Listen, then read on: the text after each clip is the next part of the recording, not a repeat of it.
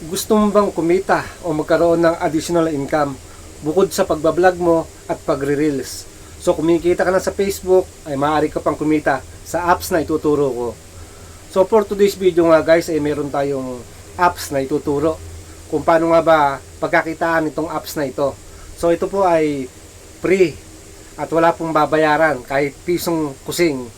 So ito po ay ginawa ko lang tong vlog na to ay para po magkaroon po ng additional income po o kita yung ating mga followers na interesado po na manood dito sa ating vlog. So kumikita ka na sa Facebook mo, kikita ka pa rito. So ituturo ko po sa inyo kung paano po rito kumita. So ito pong apps na ito ay kumikita ko po by survey.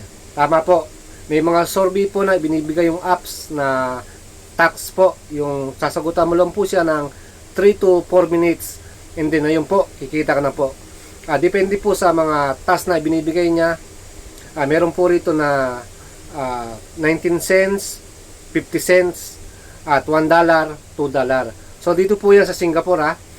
Kapag naman po nasa Pilipinas ka naman po, ay peso po yung offer nila sa kada tanong. So sasagutan mo po yan. Halimbawa po, yung isa po nating account po ay nagkaroon po tayo ng $10 income. Sa isang tanong lang po, sinagutan natin ng 3 minutes at binigyan po tayo ng reward na $10. So yun po, meron pa pong mas malalaki dyan na bigay. Depende po sa binibigay ng apps na mga tax. Kung magkano po yung kanyang ibibigay na revenue pag nasagutan mo. So porket nasagutan mo po ay bibigyan kanya ng revenue. So hindi po, i-review niya po muna yan ng 24 hours o mahigit pa. Tapos i-approve niya kung approve ba yung sagot mo, or kung hindi approve, ito ay rejected, so wala ka pong kita. So mag-aantay ka na naman po sa iyong apps, titignan mo na naman po kung meron na naman bagong tax na ibibigay yung ating apps na tinuturo. So dito po ay patsagaan lang po, so hindi naman po siya ganun kalaki, pero malaking bagay na po na magkaroon ko po ng additional income. Sa halip na abot lang ang scroll mo sa Facebook mo na wala ka namang kinikita at hindi ka pa monetize, subukan mo na po ito.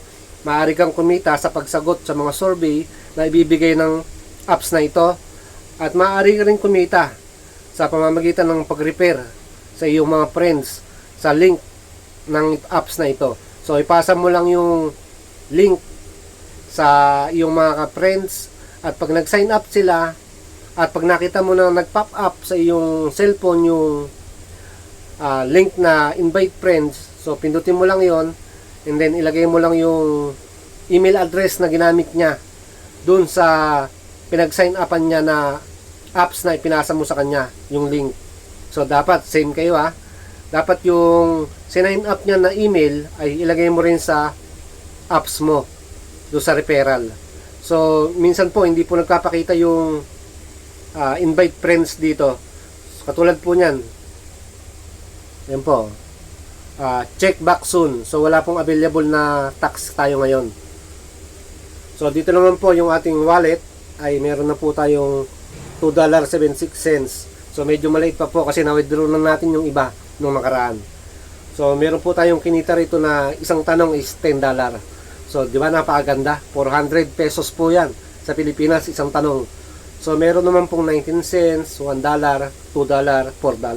So depende po sa ibibigay ng apps na tanong.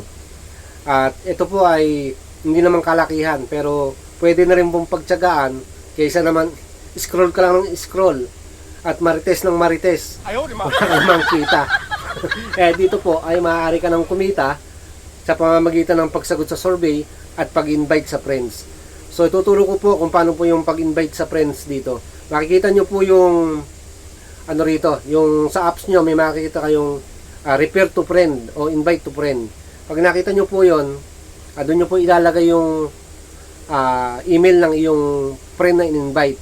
So kung minsan po hindi po siya nagka-appear dito, so antayin nyo na lang pong lumabas, tsaka nyo po ilagay doon. So $6 po ang per invite sa mga successful po na friend na na-invite natin. So depende po sa country niyan. Sa Pilipinas po, peso po ang makukuha. So maraming salamat po, at kung interesado ka ay mag-comment ka sa video na ito at ituturo ko sa iyo ng libre. Promise po, legit ito at walang bayad.